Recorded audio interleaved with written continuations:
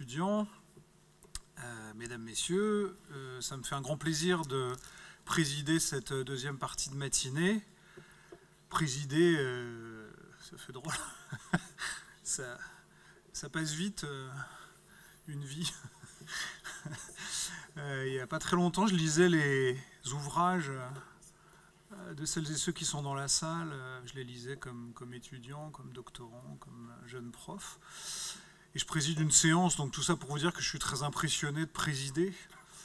Alors l'avantage de présider, c'est qu'on peut faire des blagues de président. C'est toujours un grand plaisir d'être de retour à la source. Ça, c'est fait. C'est indispensable, plaisanterie étant faite. À la source de ces travaux extrêmement importants, de ce que je vais donc qualifier d'école d'Orléans, même si j'aime pas tellement le nom d'école, mais quand même, un travail extrêmement important, débuté il y a combien de temps? Plus de 20 ans, j'imagine, quelque chose comme ça, ou plus de 20 ans, plus de 20 ans. Travail extrêmement important, extrêmement minutieux, d'une profondeur tout à fait remarquable, auquel j'espère qu'on aura l'occasion de rendre hommage dans quelques temps. J'en ai discuté avec Cyril et j'en parlerai avec Aymeric tout à l'heure. C'est quelque chose auquel on songe par ailleurs. Voilà pour cette très brève introduction qui vise simplement donc à vous dire le plaisir et l'honneur qui est le mien d'être ici, et je remercie grandement les organisateurs, Cyril en particulier, d'avoir pensé à moi pour présider cette matinée. L'avantage d'être président, c'est qu'on est dans une posture aussi assez confortable finalement, puisque on n'a pas grand-chose à faire, à part essayer de temps en temps d'amuser la galerie et de donner la parole aux intervenants, ce que je vais faire dans un instant.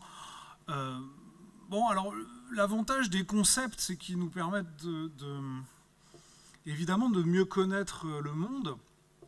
Ils ont un petit inconvénient. Alors je parle du concept de posture normative ici, puisque c'est bien un concept. Ils ont aussi un petit inconvénient, enfin si on veut voir ça comme un inconvénient, c'est que quand on le décompose, quand on l'analyse, on a des outils d'action à sa disposition. Et en particulier, d'ores et déjà, bien que j'ai pris connaissance très vite, je le disais à Stéphane, très vite d'un certain nombre d'éléments de ce beau livre qui vient de paraître, évidemment, les postures normatives, ça met à la disposition, si je peux dire, des destinataires de la norme, puisqu'on les a appelés ainsi, des incarnations, des sujets peut-être dont la norme parle en ce sens-là. Ça met à disposition toute une série de comportements possibles. Autrement dit, on peut puiser sa propre jurisprudence, j'allais dire, à la lumière du concept. Vous avez compris que je suis en train d'interroger la normativité du concept de posture normative. Évidemment, je le fais sur le mode Badin, puisque c'est simplement pour indiquer aux participants qu'ils devront, mais ça c'est une norme, qu'ils devront respecter le temps qui leur est imparti et qu'ils puiseront les comportements qui sont les leurs, soit à leur propre intelligence / conscience, mais aussi peut-être aux différentes postures qui sont posées par la posture normative. Je vais me taire dans un instant, mais je remarque, interrogeant la normativité de la posture normative, qu'on pourrait interroger aussi sa positivité. Si je ne me trompe pas, c'est la même racine. Posture, position, disposition, dispositif, droit positif. C'est un peu éloigné, mais je pense que l'élément commun, ça doit être le verbe ponere qui a donné poser, justement. Alors tout ça m'intéresse énormément, mais ce sera pour une autre fois.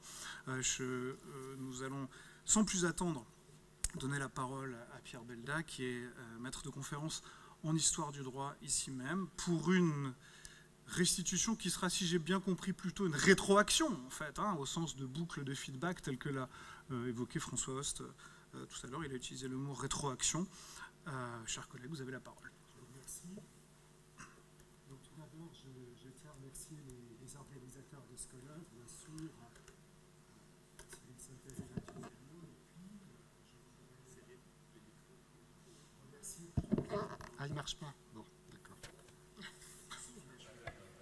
Ah oui, j'ai pas appuyé, excusez-moi. C'est bon. Voilà, donc j'étais en train de remercier en fait les organisateurs et puis bien entendu Cyril tout particulièrement puisqu'il a porté ce projet pendant plusieurs années et qui est maintenant terminé avec la publication. Donc je te remercie. Alors moi je vais traiter donc des postures normatives des communes rurales révolutionnaires face aux politiques de la terreur. Donc comme cela a été rappelé, la posture normative s'intéresse aux destinataires de la norme et ces destinataires vont être qualifiés de porteurs. Nous sommes donc en présence de porteurs qui réagissent en se positionnant face à une norme cible. Ce faisant, ils ne se placent pas dans la situation de récepteurs passifs, mais ils participent à la co-construction de la norme. Un tel phénomène peut être observé à propos des communes rurales révolutionnaires lorsqu'elles vont se trouver confrontées aux politiques de la terreur. Alors ici, comme vous le voyez derrière moi, les porteurs de la posture sont principalement des communes.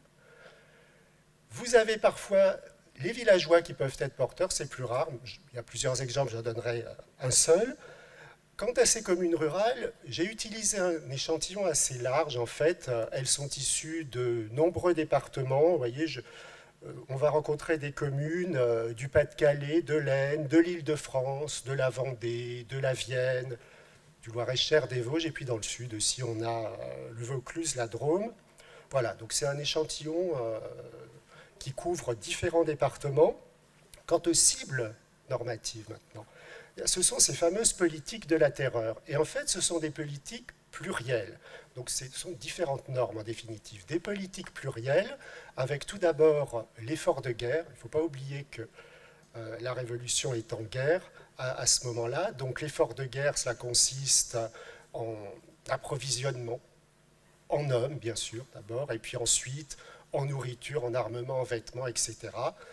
Ensuite, parmi ces politiques plurielles, vous avez également l'économie dirigée. Le symbole, c'est la loi du maximum. La loi du maximum qui va fixer administrativement un maximum des prix pour les denrées de première nécessité. Bon, après, il y a d'autres dispositions, mais c'est un peu la disposition phare. Et puis enfin, vous avez ce que j'appellerais les politiques idéologiques, c'est-à-dire la régénération. La régénération, c'est la déchristianisation, c'est également le culte révolutionnaire. Et puis, vous avez aussi la lutte contre les suspects, contre-révolutionnaires. Donc voilà ce que sont, dans cet exemple, les cibles normatives, les normes que devront appliquer les communes et pour lesquelles elles vont réagir, adopter un comportement particulier. Alors, ces communes, qui sont nos porteuses finalement, illustrent un processus de co-construction normatif.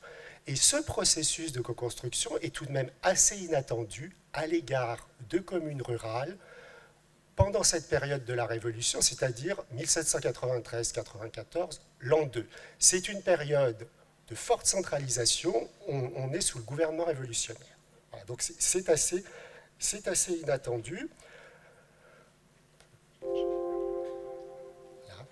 Donc, qu'en est-il de ces politiques de la terreur? Comment sont-elles transmises? Eh bien, c'est le décret du 14 Frimaire II, du 4 décembre 1793, qui présente la manière dont doivent être appliquées les lois révolutionnaires. Et vous le voyez, eh bien, la loi, elle est bien entendu adoptée par la Convention nationale qui se présente comme le centre unique du gouvernement. Ensuite, vous avez des comités de la Convention qui représentent l'autorité hiérarchique supérieure à l'égard de l'administration locale, qui en assure la transmission. Et localement, vous avez une administration de district qui est chargée de surveiller l'exécution de ces politiques. Et, in fine, vous avez les municipalités qui doivent appliquer les lois révolutionnaires. Que nous dit ce texte? Eh bien, ce texte nous dit que les communes doivent avoir une attitude passive. Enfin, c'est ce qu'il laisse entendre. Elles sont là dans un rôle de destinataire passif d'une norme qu'elles reçoivent et qu'elles doivent appliquer religieusement. Donc, quand on a dit cela, eh bien, force est de constater que la réalité est tout autre. La réalité est tout autre car ces communes ne se contentent pas de ce rôle. Elles ne se contentent pas d'appliquer passivement des normes qu'elles ont reçues du pouvoir central.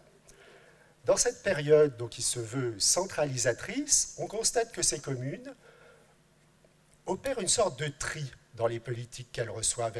Elles en oublient certaines, elles en retardent d'autres. Donc l'analyse des réactions de ces communes rurales face à la norme va permettre de dégager certaines composantes essentielles du concept de posture normative. C'est ce qu'on verra dans un premier temps. Puis dans un second temps, on constatera que l'ensemble de ce positionnement face à la norme fait apparaître une typologie très variée des postures normatives.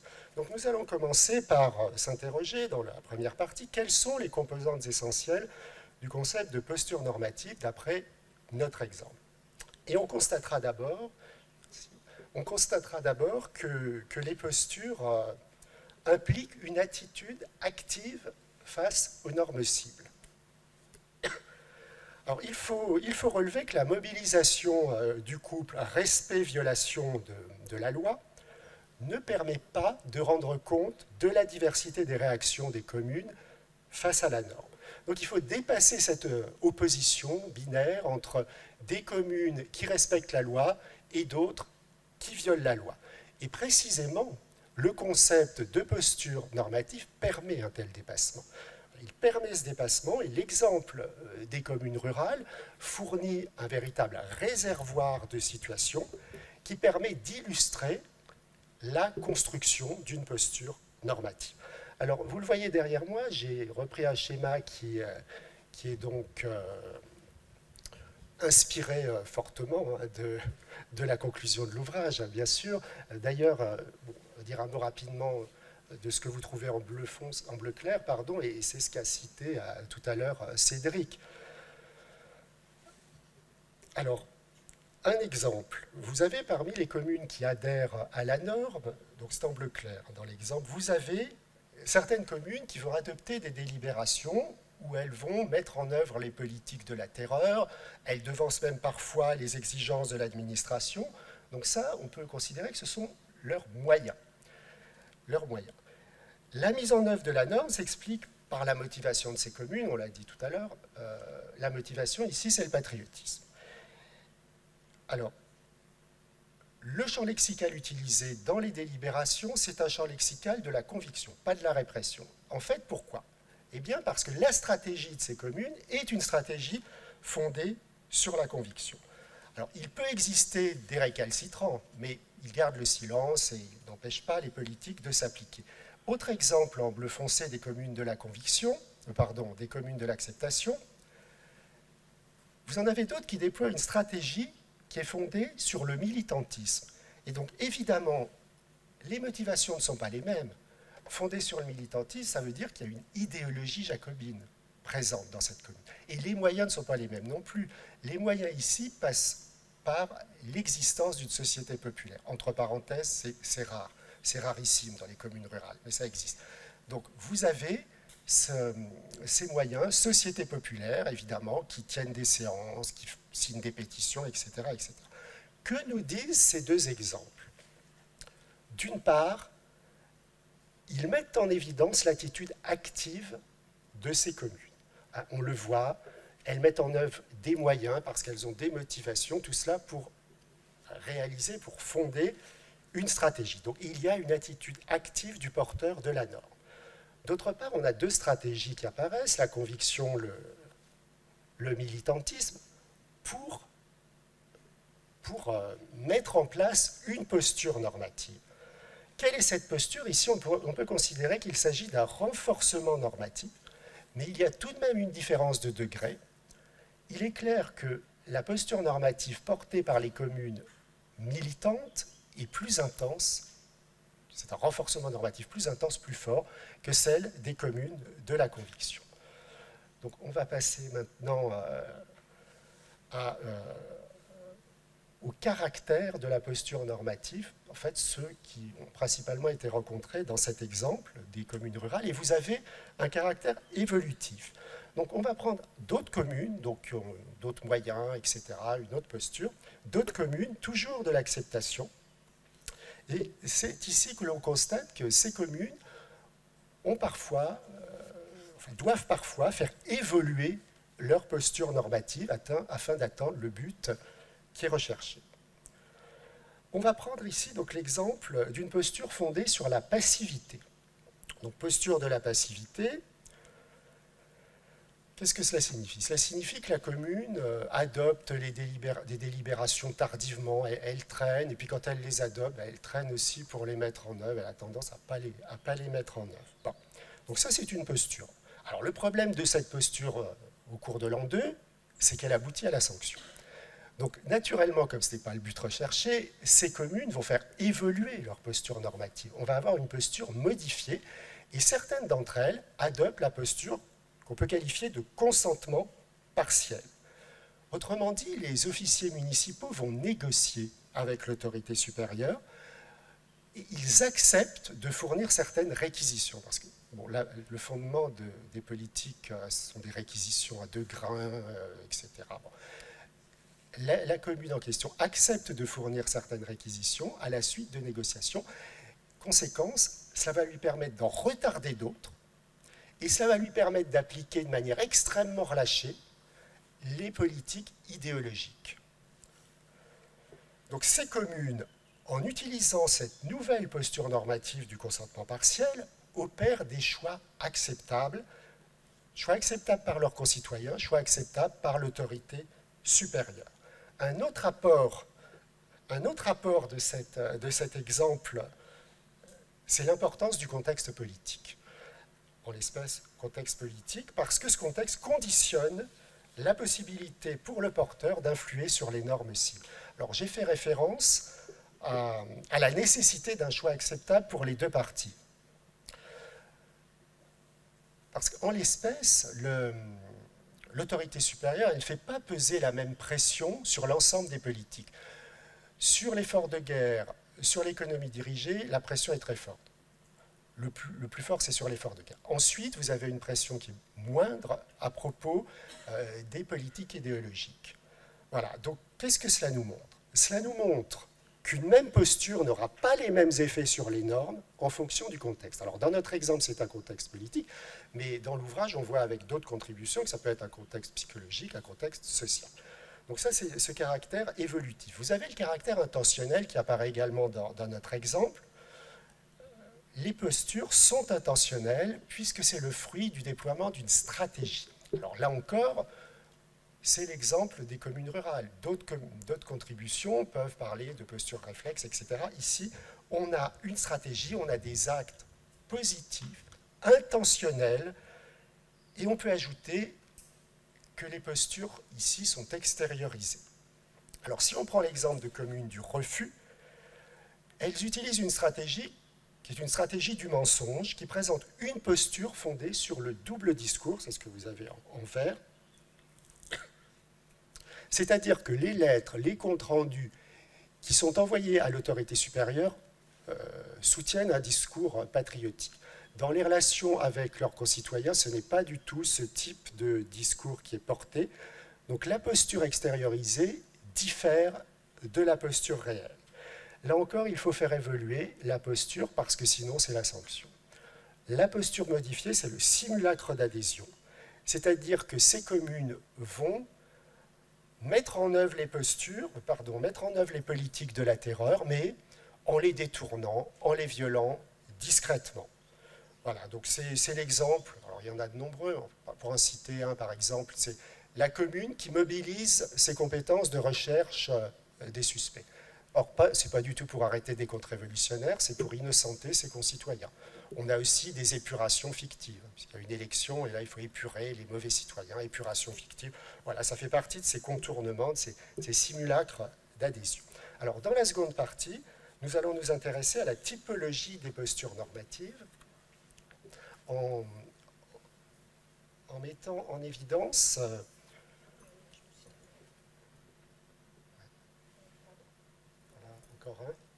Voilà. En mettant en évidence donc la grande variété des postures, Donc vous le voyez derrière moi, on a déjà rencontré parmi les postures de l'acceptation, le renforcement normatif, le consentement partiel, la passivité. Parmi les postures du rejet, nous avons rencontré le double discours, le simulacre d'adhésion. Pour illustrer davantage cette variété, on peut prendre des postures du refus, et cette fois-ci le refus complet, total. La commune, elle ne veut rien appliquer. Donc ici, évidemment, on est face à une motivation, là encore idéologique, mais c'est le contre-révolutionnaire cette fois-ci. Idéologie contre-révolutionnaire. C'est un contre-modèle qui est proposé, donc il n'est plus question d'amender, de modifier, il est question de proposer autre chose. La stratégie, c'est l'insurrection, appuyée sur l'armée royaliste. C'est le cas de Commune Vendéenne, par exemple. Elle propose de remplacer l'organisation des communes issues de la loi de décembre 89 par un conseil de paroisse. Bon. Tout cela va aboutir à quoi? Une répression très violente. C'est là qu'on a les répressions sanglantes, bien connues sous la terreur. C'est avec ça. La posture ici, c'est la posture de la délégitimation. On peut trouver l'exemple de la désobéissance. Ce sont des communes du refus qui ne présentent pas un contre-modèle, mais certaines politiques sont rejetées. Exemple, la levée de 300 000 hommes. Les villageois sont contre. Donc ils vont se porter vers l'émeute. Et là encore, évidemment, c'est une posture qui entraîne la sanction. Ce qui nous amène enfin à la schématisation des postures. Donc vous le voyez, c'est une sorte de schéma synthétique inspiré de la conclusion. Pour toutes les postures que nous avons rencontrées, que nous apprend ce schéma synthétique? Il met en lumière le fait suivant, l'élaboration des différentes stratégies. Voilà, les communes, pour une posture, élaborent des stratégies, et ça a été dit, c'est une convergence de moyens et de motivation. Cela met en évidence aussi ce schéma synthétique, l'évolution, sur les petites flèches bleues, l'évolution des postures. Si les moyens s'avèrent dangereux, inopérants, il faut faire évoluer ces moyens pour modifier la stratégie. Enfin, on arrive au diagnostic, bien sûr, c'est-à-dire que tout cela, les moyens, la stratégie, permettent de poser un diagnostic, autrement dit de qualifier les types de postures. Vous voyez, on retrouve les types de postures que je vous ai cités, renforcement normatif, délégitimation, etc. Et parmi un des éléments du diagnostic, il y a ce que j'ai appelé gradation, c'est-à-dire qu'il faut se poser la question du degré d'acceptation au rejet de la norme cible. Acceptation forte, acceptation faible, rejet fort, rejet faible. Ces postures normatives, et on le voit dans ce schéma synthétique, interrogent l'effectivité des normes cibles. Dans l'exemple des communes rurales, une posture adéquate, adoptée par certaines communes, leur a permis de se dispenser de certaines politiques de la terreur sans être sanctionnées. Donc ce que l'on peut dire, c'est que leur posture incarne la normativité pour entrer en phase d'effectuation. Pour conclure, et pour dépasser l'exemple des communes de l'an 2, il me semble que ce concept de posture normative peut être intéressant quand on analyse justement un concept binaire qui est centralisation-décentralisation, et pour le dépasser. C'est encore un dépassement d'un concept binaire. Un exemple, mais on pourrait multiplier les exemples en fonction des périodes. Un seul exemple pour conclure. Sous l'Ancien Régime au XVIIIe siècle, on parle souvent de centralisation achevée à la suite de Tocqueville. Bon, depuis quand même des décennies, il y a une forte remise en cause de cette affirmation, où il y a l'idée de gouvernement par clientèle. Or, le gouvernement par clientèle, c'est un gouvernement au sein duquel vous avez les autorités locales qui vont négocier, si vous voulez, la norme qu'elles reçoivent de l'administration centrale. Et il me semble, c'est un exemple, mais le gouvernement par clientèle pourrait bénéficier de ce concept de posture normative. Je vous remercie.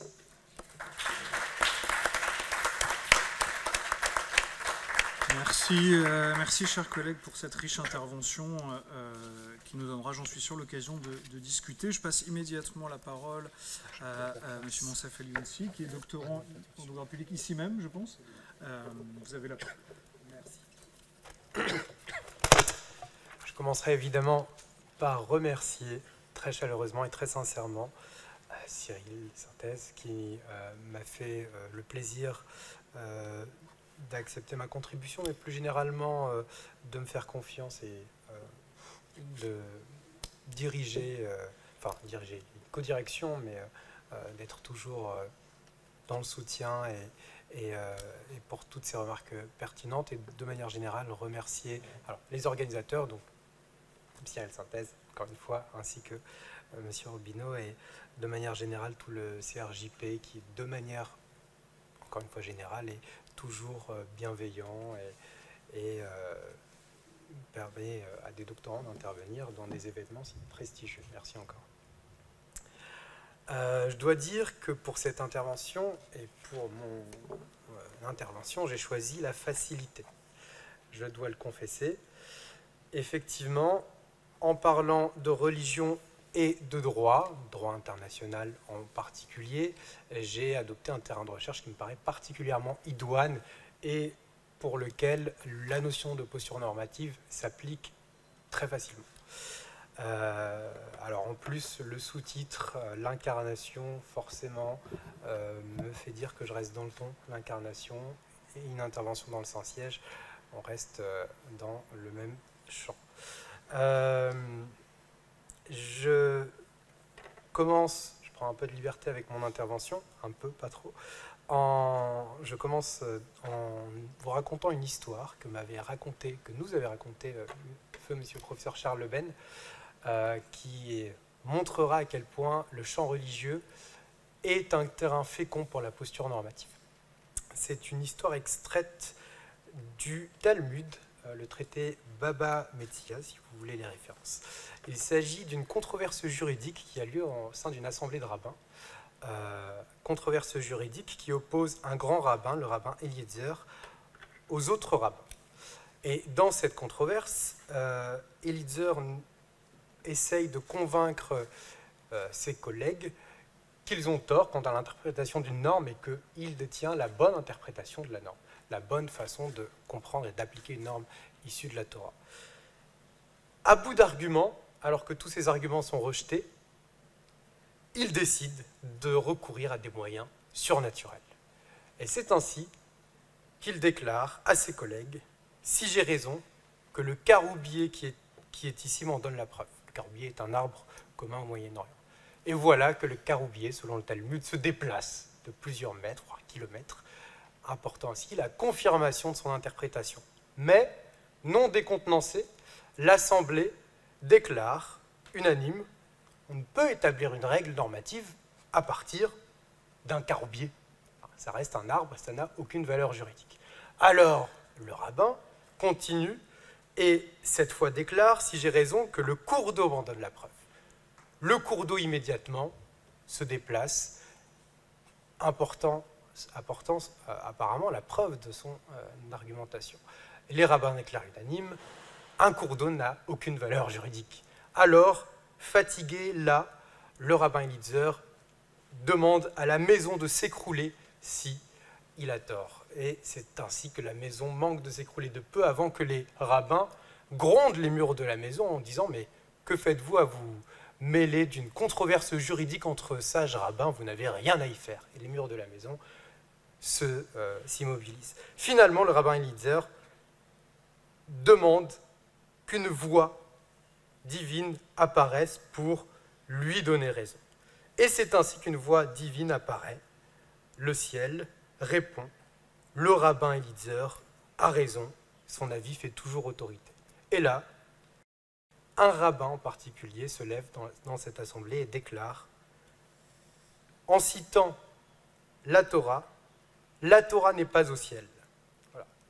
La Torah n'est pas au ciel, c'est un verset du Deutéronome qui donc prouve son point. La Torah n'est plus au ciel, la Torah est chez les hommes. Il ne s'agit plus d'une norme qui appartient au droit naturel ou au droit surnaturel, mais une norme qui doit être maîtrisée, interprétée, appliquée par les hommes. Alors, c'est d'autant plus savoureux si l'on considère le verset en question, puisque le verset du Deutéronome semble dire exactement le contraire. La Torah n'est pas au ciel pour que tu dises qui montera pour nous et il ira chercher, qui nous fera entendre afin que nous la mettions en pratique. Le verset semble dire le contraire.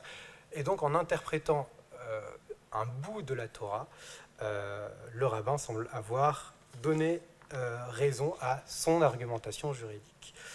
Et la chute de l'histoire, c'est que plus tard, le prophète Élie raconte qu'en voyant cela, Dieu a répondu en souriant « Mes enfants m'ont vaincu ». Donc c'est l'admission que la norme appartient désormais aux hommes. Voilà, la norme religieuse est l'œuvre des hommes. Évidemment, ça s'applique ici pour la halakha, le droit juif, hébraïque. On peut appliquer le même raisonnement à toutes les normes de droit surnaturel qui sont inaccessibles et dont les hommes font un peu ce qu'ils veulent, puisque ce sont les hommes qui désormais interprètent la norme. L'absoluité, la complexité, la sacralité des textes sacrés, des textes religieux, qui rendent difficile leur application, comme j'essaierai de le montrer à la fin, sont en soi sont plutôt en soi un terrain fécond pour l'observation des postures normatives. Il en va de même pour le droit international. De l'autre côté du spectre, on n'est plus dans l'absoluité, mais plutôt dans la relativité, ou en tout cas dans la subjectivité. Le droit international est un droit, comme chacun sait, qui est aussi co-construit, et dans lequel il y a une décentralisation autant en amont dans son adoption qu'en aval dans son application. Alors juste, là encore, je cite un grand article de Michel Virali sur un Pontosane, dans lequel Michel Virali dit expressément que la reconnaissance du droit international par les États ne garantit pas que l'ordre étatique aura toujours le désir et la volonté de se soumettre exactement, le terme est important, de se soumettre exactement aux obligations que le droit international leur impose. C'est le contraire qui est vrai. Les États auront tendance à ne retenir que ce qui est conforme à leurs intérêts, à contester de bonne ou de mauvaise foi la portée ou la validité des normes qui les gênent, et pourront même décider plus cyniquement de violer le droit international en se donnant comme loi suprême la poursuite de l'intérêt national. Voilà, donc deux terrains particulièrement féconds pour l'étude de la posture normative, et donc je dois dire que ça m'a été évidemment particulièrement stimulant que d'utiliser ce concept. Alors, en l'espèce, ou plutôt en ce qui concerne ma contribution, les deux se croisent puisque j'analyse donc la dynamique des postures normatives par rapport aux prétentions du Saint-Siège au sein du Concert des Nations. Et ce sur quoi je cherche, ce que je veux démontrer plutôt, c'est l'aspect dynamique des postures normatives. L'aspect dynamique qui se manifeste aussi bien en interne au sein du Saint-Siège même, qui, du fait de l'adoption d'une posture normative, va adopter d'autres postures normatives qui en découlent logiquement, mais également de manière plus extrinsèque au sein du concert, dans le Concert des Nations par rapport aux autres États. Alors, je dois dire ici, et en toute honnêteté, après avoir lu la conclusion après m'être inspiré de la conclusion de l'ouvrage, j'ai fait œuvre de contrition, pour rester dans le thème, et je ne vais pas donc restituer mon intervention, mais montrer comment la conclusion pourrait affiner certaines conclusions, en tout cas certaines analyses de cette intervention. En particulier, je dois dire que l'aspect psychologique et réflexif de la posture normative, aussi bien que l'adéquation, l'idée d'une adéquation entre la motivation et les moyens qui permettent de mettre en œuvre le but de la posture normative, ces deux aspects-là m'ont particulièrement intéressé, m'ont permis, je crois, d'affiner un peu l'intervention. Alors, très rapidement, je passe assez rapidement sur les États pontificaux et le Saint-Siège, pour des raisons de temps et parce que je parle sous le contrôle et le regard d'un historien du droit beaucoup plus compétent que moi. Donc, je dirais simplement que les États pontificaux sont nés, alors, plus probablement au 8e siècle. La tradition les date de la donation de Constantin au 4e siècle, mais cela vise à montrer que ce sont des États qui ont une assise territoriale très forte et très longue dans le temps, puisque leur fin n'interviendra qu'en 1870. La fin des États pontificaux intervient à la suite de leur annexion par Garibaldi lors de l'unification de l'Italie. Les troupes de Garibaldi unifient l'Italie et annexent Rome, donc les États pontificaux qui sont compris dans Rome. Cette annexion prive donc les États pontificaux de souveraineté temporelle, de l'indépendance, de l'effectivité du pouvoir du pape, qui était donc à la fois pouvoir temporel et spirituel. Il ne reste qu'au pape le pouvoir spirituel. Or, la question qui se pose, c'est la question de la prise en compte de la personnalité juridique du Saint-Siège. Alors, Saint-Siège, siège apostolique, Église, ce sont des notions non pas identiques, mais relativement similaires, très proches. Donc, la prise en compte de la personnalité juridique du Saint-Siège dans le concert des nations. Évidemment, en temps normal, un État qui ne dispose pas d'une assise territoriale ne peut être considéré comme un État valide et donc comme disposant d'une personnalité juridique. Et pourtant, le Saint-Siège va prétendre disposer de cette personnalité juridique. Une posture normative va être adoptée qui consiste à revendiquer la personnalité juridique internationale au nom de la souveraineté spirituelle. Ce qui est intéressant de voir ici, c'est la réaction. Ce sont les réactions aux prétentions du Saint-Siège en DIP, en droit international, puisque comme je vous l'ai dit, le droit international est à la fois édicté et appliqué par les États, mais également de voir comment cette prétention a un impact sur d'autres normes que le Saint-Siège va se réapproprier. Alors, c'est là où les conclusions m'ont aidé à y voir plus clair. Je crois avoir sous-estimé le rôle de la croyance. J'ai parlé de posture normative fondatrice. La posture normative fondatrice, c'est donc l'idée que le Saint-Siège possède une personnalité juridique en vertu de sa souveraineté spirituelle, et j'ai établi que c'était une posture normative fondatrice. Je pense maintenant qu'il est plus simple et plus clair de parler de croyance. Voilà. Au cœur de la notion de posture normative, j'y, entre autres, l'idée d'une croyance. Ce que je vais essayer de montrer, en tout cas de revenir sur cet aspect. Dans une première partie, je vais donc essayer d'analyser la norme employée par le porteur de la norme comme un argument du discours pour convaincre et justifier sa posture normative. Dans une deuxième partie, je vais tenter d'analyser donc comment cette posture va provoquer en retour un positionnement des autres acteurs du droit international, des autres États, ce qui va, par rétroactivité, modifier la posture, la prétention du porteur initial. Je n'employais pas le terme porteur de la norme dans ma contribution, mais j'emploie maintenant le terme de porteur de la norme initiale. Alors d'abord,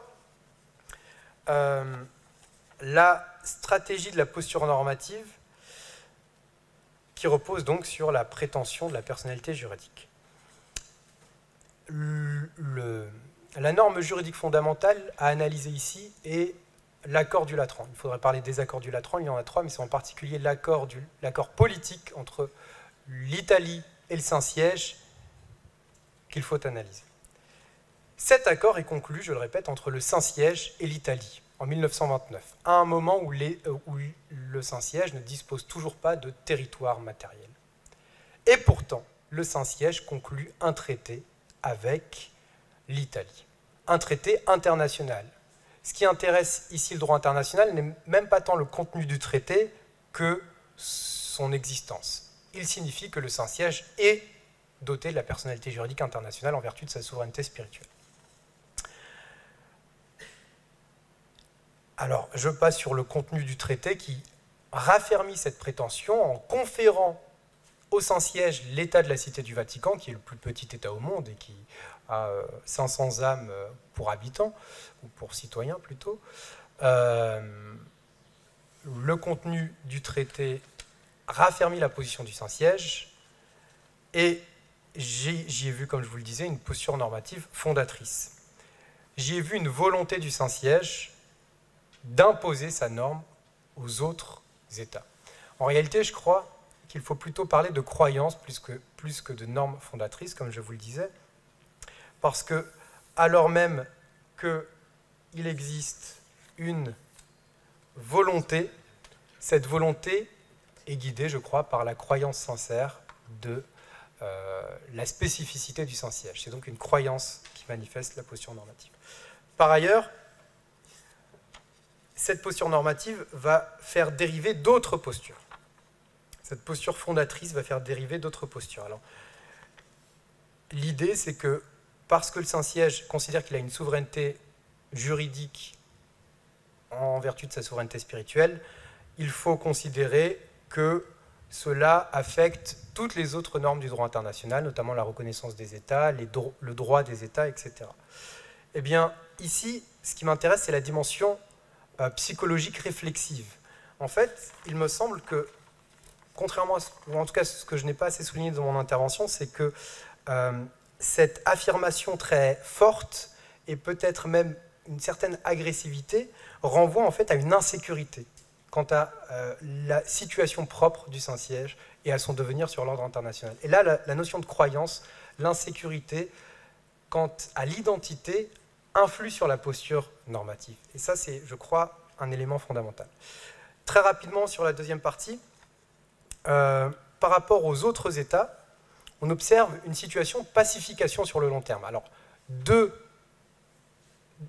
évolutions, deux dynamiques de pacification. D'abord, une dynamique de pacification par le dialogue.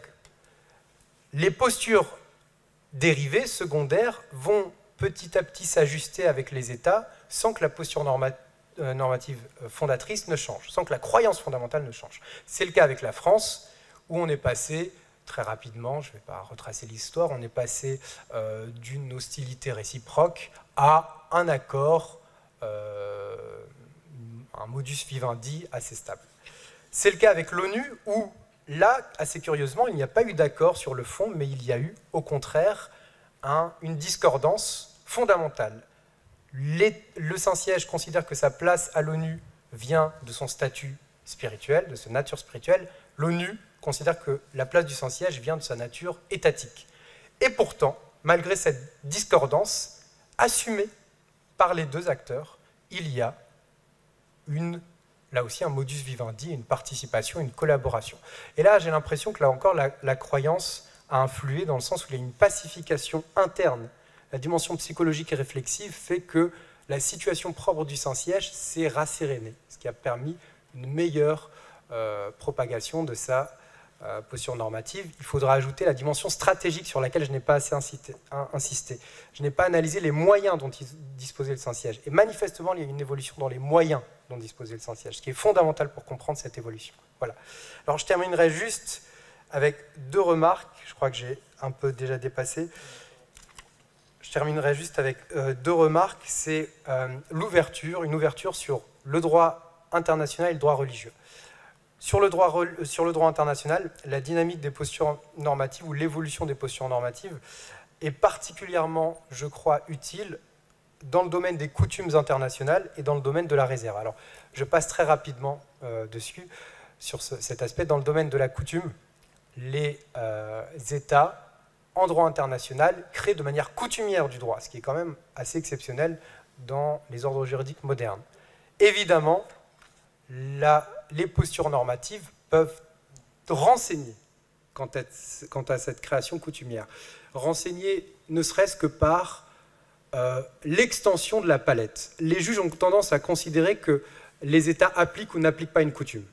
Et la question se pose de l'objectivité, de la subjectivité ou du volontarisme de la coutume. En réalité, je pense qu'en étendant la palette et en appliquant la typologie des postures normatives, on pourrait affiner beaucoup plus la détermination de l'existence d'une coutume.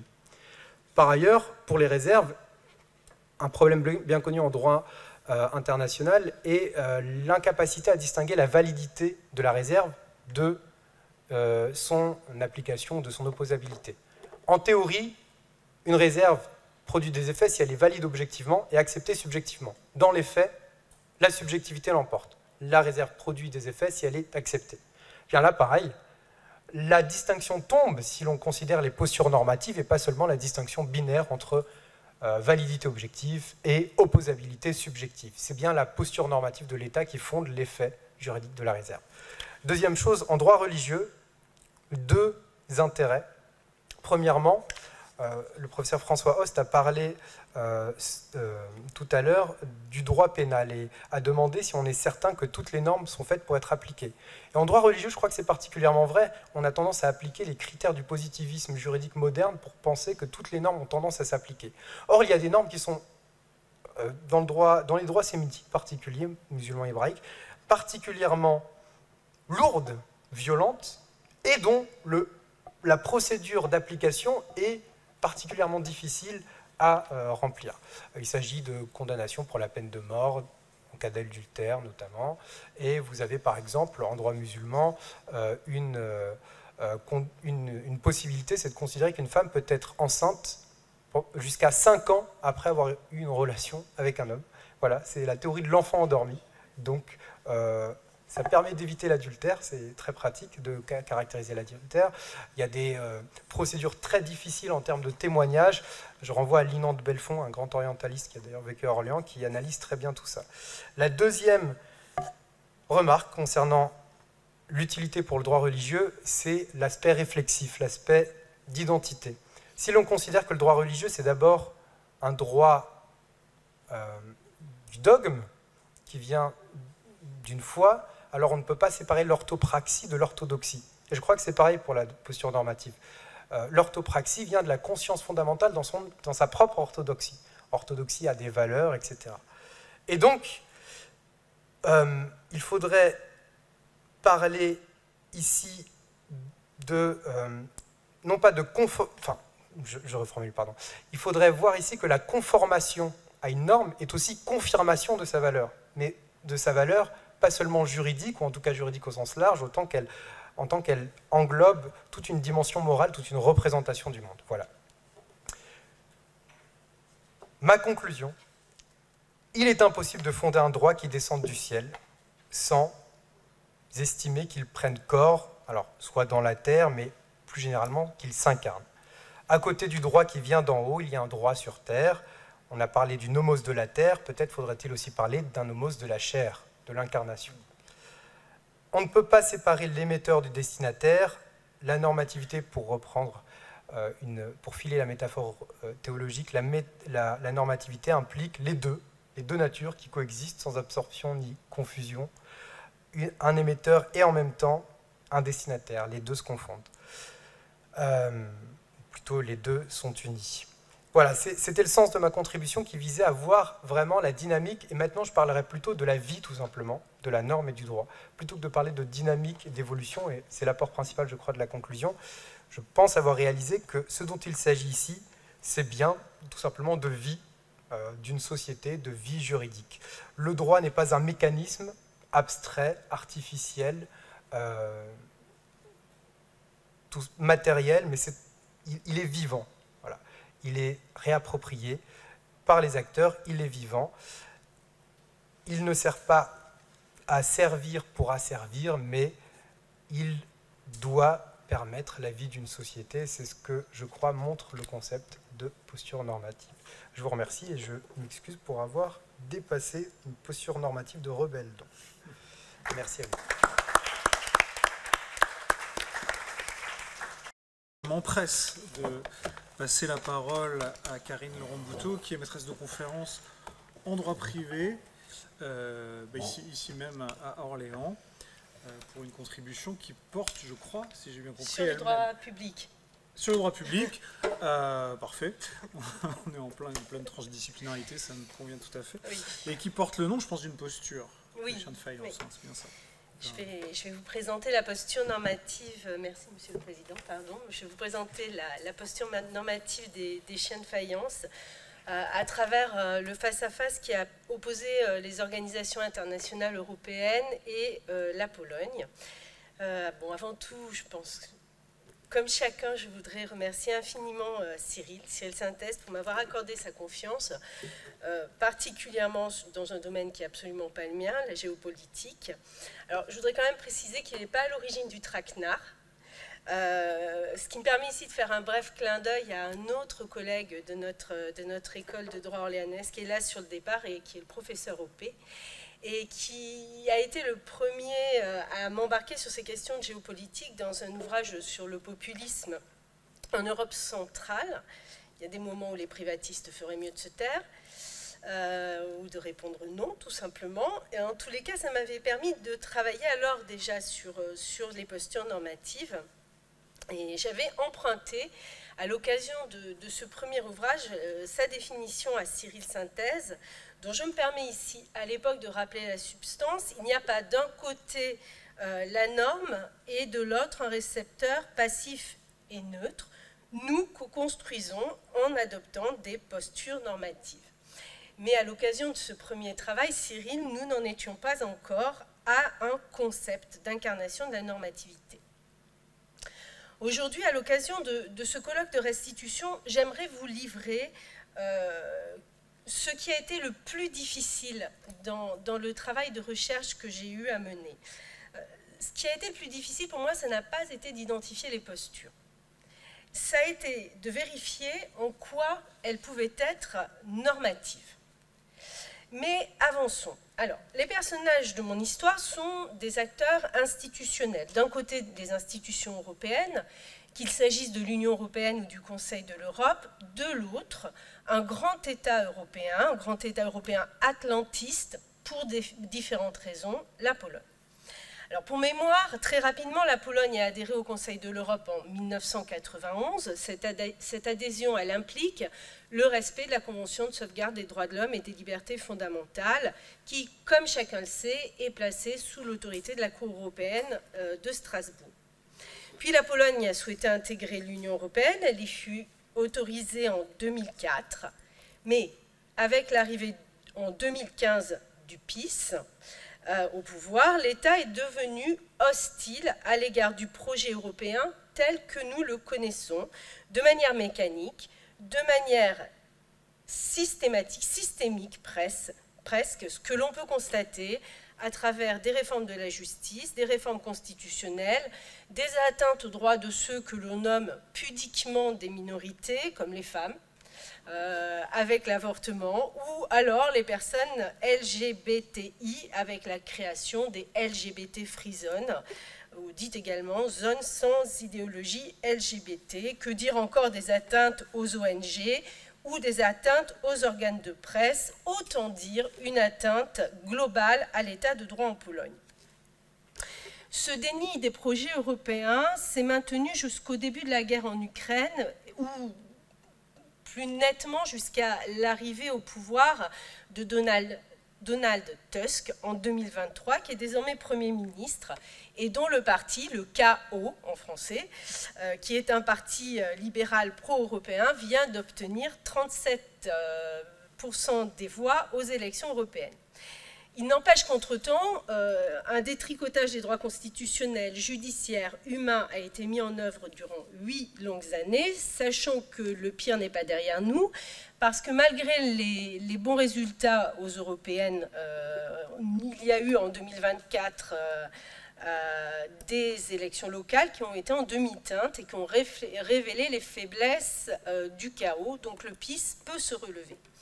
Cette fragilité, elle est d'autant plus préoccupante que malgré les bons résultats du chaos aux élections européennes, l'on remarque que la somme des autres élections internationales permet aux deux partis que l'on peut qualifier de droite extrême populiste anti-européanistes, c'est-à-dire le groupe des conservateurs réformistes européens et le groupe Identité et démocratie, d'obtenir pas moins de 141 sièges sur 720 au Parlement européen, ce qui n'est pas sans lien avec ce que je dirais à propos des postures normatives dans leur mobilité, et en particulier dans leur mobilité dans le temps, ce temps qu'évoquait ce matin le professeur Host.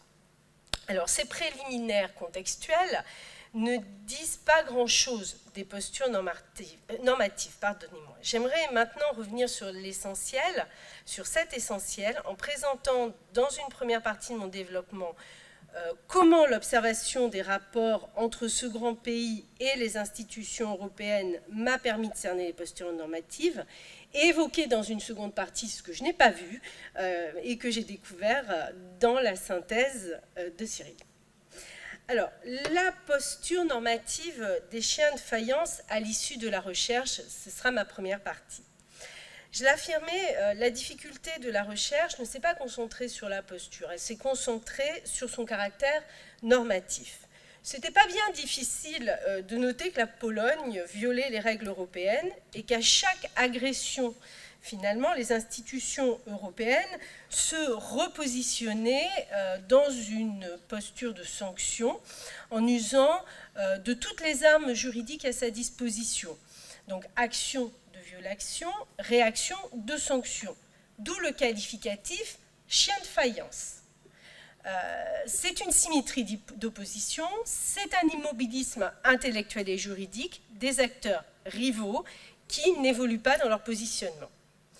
En vérité, l'idée qui sous-tend la posture de chaque figurine est de faire produire une force normative propre, là je reviens vers Catherine, une force normative propre à la norme européenne.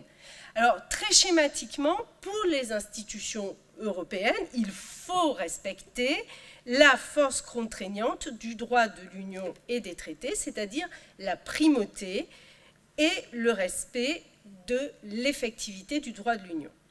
Pour l'État, il s'agit de se positionner en qualité de sceptique à l'égard des normes européennes qui ne doivent pas bouleverser les préceptes juridiques, moraux, sociaux de l'État national. Un euroscepticisme, en somme, qui va aller jusqu'au rejet de la primauté du droit européen, mais sans désengagement des institutions. L'on comprend bien la volonté de faire produire une force normative distincte à la norme européenne, et pour cela, chaque acteur se fige dans une posture. Mais à partir de quel moment peut-on considérer que la posture devient normative?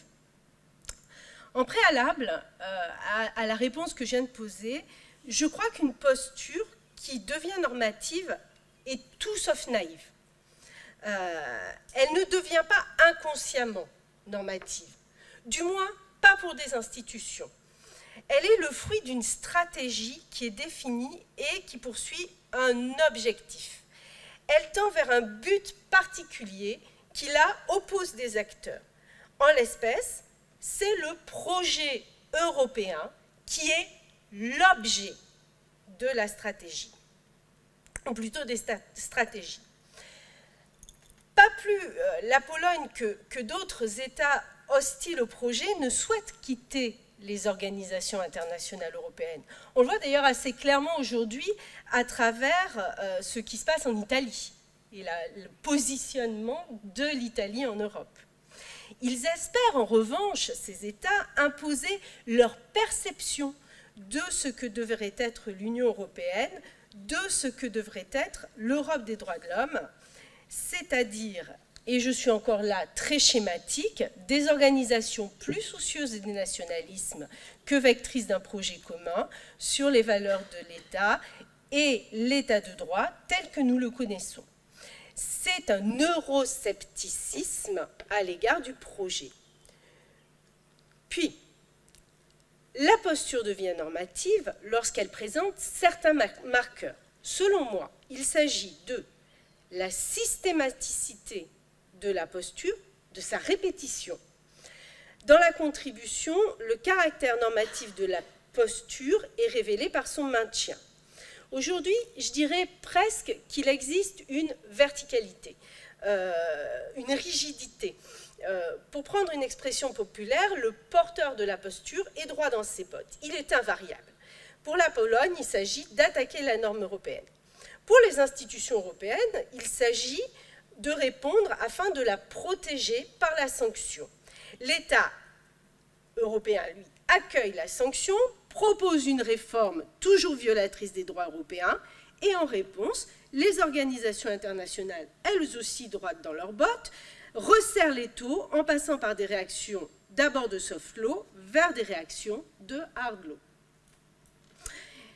Et il y a un autre marqueur de la posture normative. On peut constater un alignement des acteurs qui sont susceptibles de les maintenir, c'est-à-dire des blocs qui vont se former autour des porteurs de la posture.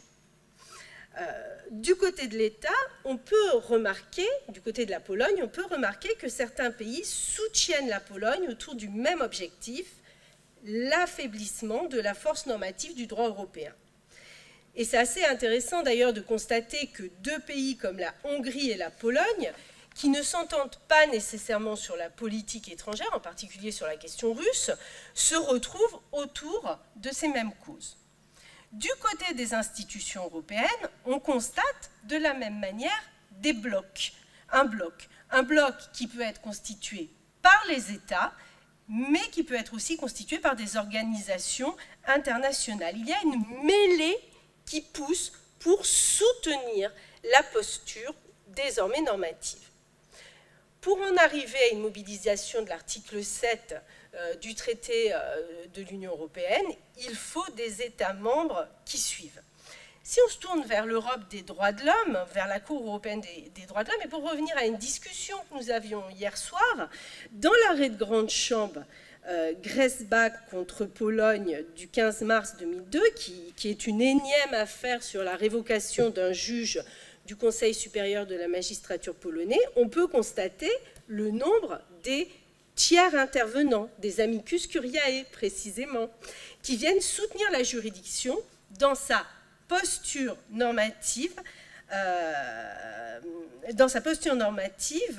de répétition de la jurisprudence condamnant les atteintes à l'état de droit en Pologne par l'intermédiaire du droit au procès équitable. Et vous avez plein d'acteurs qui se mobilisent.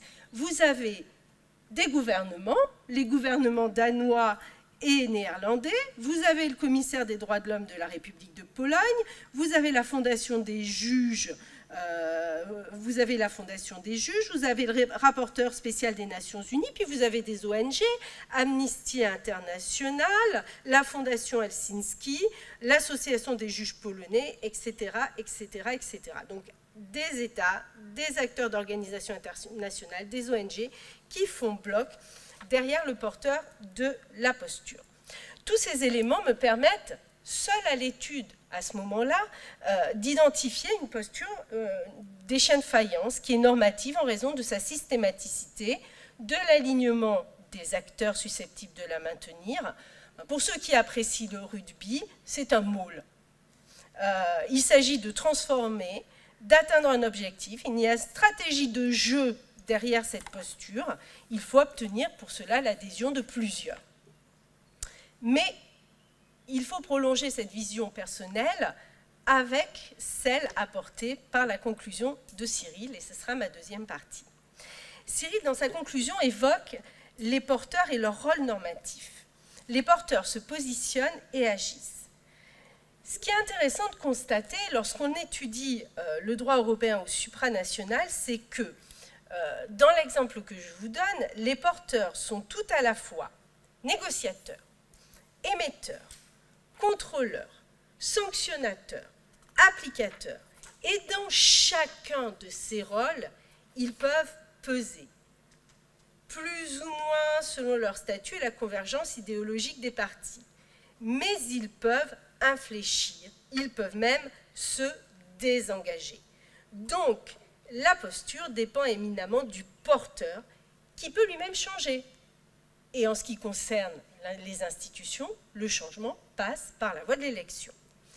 Finalement, à un moment de son histoire, je suis trop longue ? D'accord, c'est bon. La Pologne, comme les autres pays européens, ont soit adhéré, soit négocié. En décidant de pondérer les effets de la norme commune, ils agissent dans leur rôle d'applicateur. Cela est vrai du côté des États, cela est vrai aussi du côté des institutions. Pour choisir un autre exemple d'évolution, lorsque la Cour européenne, qui est en principe très ferme sur ses interprétations, est confrontée à une inexécution de ses arrêts pilotes, elle peut décider de changer de posture par la voie procédurale, par la radiation du rôle. Permettez-moi ici de me tourner vers un autre État pas trop éloigné, puisque je vais vous parler de l'Ukraine. En tant qu'institution nationale, la Cour européenne des droits de l'homme, dans des affaires qui concernent l'Ukraine, a changé de posture normative par la voie procédurale en renvoyant dos à dos les États et le comité des ministres du Conseil de l'Europe.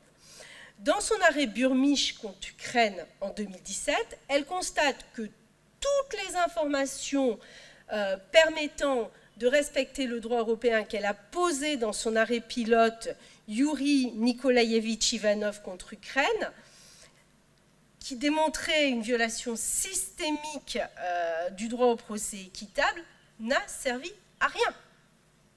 Donc, en tant qu'institution, elle ne peut rien faire.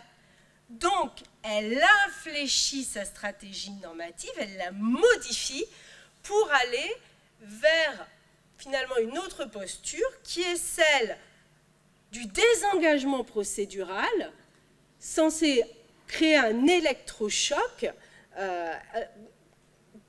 face à l'immobilisme du Conseil des ministres et de l'État. Elle ne change pas d'objectif. Son objectif, c'est toujours de protéger le droit européen des droits de l'homme. Ce qu'elle change, c'est sa posture normative. Et l'on bascule dans un des aspects les plus passionnants de la conclusion que nous fournit Cyril, à mon sens. Le porteur peut ne pas avoir les moyens de ses motivations, ce qui lui impose un repositionnement. Et ça, Cyril, je ne l'avais pas bien clairement identifié. Dans mon article, j'évoquais la fissuration des figurines. Mais elle est en vérité une fissuration d'opportunité. Parce qu'il y a plutôt une inadéquation entre les pouvoirs du porteur et l'objectif qu'il entend poursuivre. C'est ici que l'on peut observer les variations de stratégie. La Pologne, elle est revenue à meilleure fortune en Europe dès avant les élections les élections de 2023. Mais pourquoi? Parce qu'il y avait l'enjeu de l'argent, parce qu'il y avait l'enjeu de la guerre. Avec l'amour, c'est sans doute ici les causes les plus signifiantes d'infléchissement des postures. Finalement, la posture normative, c'est la conclusion. Finalement, la posture normative est figée, ma posture normative des chiens de faïence, elle est figée de manière conjoncturelle. Mais elle est volatile, et je reprends les mots de Cyril, de manière structurelle. On ne peut qu'envisager des évolutions de posture normative. Je pense aujourd'hui qu'il n'y a pas de posture normative figée dans le temps. En effet, cher Cyril, comme tu l'écris, les normes ne sont que de papier. C'est ce que nous en faisons collectivement par notre posture normative, par notre incarnation, par le changement de nos postures, qui en détermine l'avenir. Et au moment de cette conclusion, je dis que c'est à la fois terrifiant et palpitant. Car finalement, qu'il s'agisse des institutions, qu'il s'agisse des créateurs, qu'il s'agisse de nous-mêmes, nous n'avons pas de prise véritable sur les normes. Personne. Je le crois très sincèrement. Nous devons accepter l'incarnation, et cette incarnation, pouvons-nous la prévoir? C'est ça qui est terrifiant. Pouvons-nous la prévoir dans le monde complexe qui est le nôtre? Peut-on vraiment poser un diagnostic par anticipation? Ben, je ne sais pas. Et donc je vais m'arrêter là. Je vous remercie.